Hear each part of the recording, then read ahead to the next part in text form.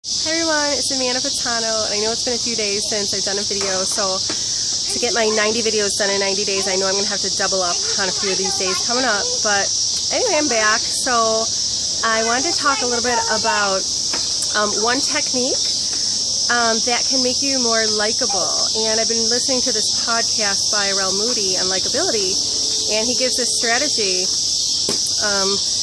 about active listening.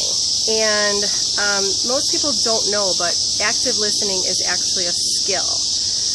It doesn't take much effort, but it's actually a skill to do it properly. So there's 3 simple tips to be a good active listener that I want to talk about. And I'm really sorry about these crickets, they're extremely loud. So anyway, number 1, to be an active listener, you want to make sure that when you're listening to somebody, you make them feel like a superstar.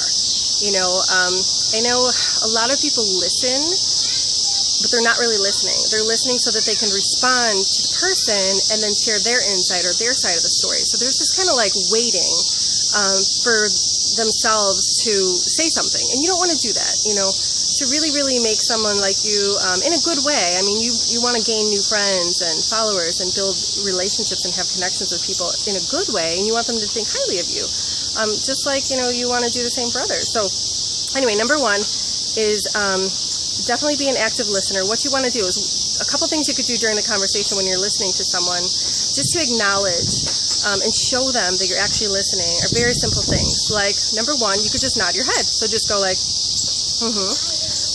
and what you want to do is you don't want to interject with like a, oh my God, really? That's so cool, or something like that. You just want to say little tiny things that don't take away from their conversation.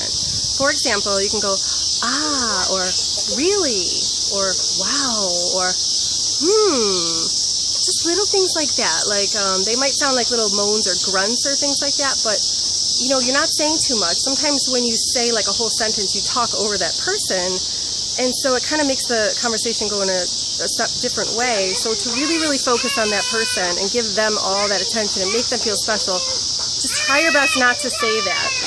So just like little things like that. Okay, number 2 is, along with the nodding of the head and the ahs and and really, wow, cool, just like one-word phrases. Sorry, my kids are really loud. The second thing you want to do to show that you're really active listening is ask them follow-up questions. And don't make them like too lengthy, like you're interviewing them. Just like little softening statements and questions showing that you listen to them. And it could even be a simple phrase like, tell me more about that, or, and that's a statement, sorry, tell me more about that, or, and how do you feel about that, or, so then what happened? Because it really shows them that you care, and you are actually putting in more effort than just sitting there like a bump on a log staring at them. You're nodding, you're saying, really, oh, wow, great, and then you're asking questions showing that you have a sincere interest in them. So number 2 is ask questions. And the third thing, which is, this was new, I thought this was pretty cool. The third thing is to then, after you listen to them and you've actively listened, you've asked questions, the third step that I think is very important is how can you help that person? So if you were having a conversation about a cookbook and they were talking about how they're trying to lose weight, what kind of resources can you provide them? Can you lead them to a new cookbook, a new website, a blog? If somebody is trying to sell something, can you connect them with the right people? Can you connect them with the right audience? Maybe take them by the hand, something like that. There was an example he gave, where, let's see, somebody was talking about like moving and how they're all bent out of shape about moving and they had no help and this and that, and the person was listening and asking questions, and then they actually said, hey, well, I have a friend that can help you out, that might be free this weekend. So, what can you do to help that person?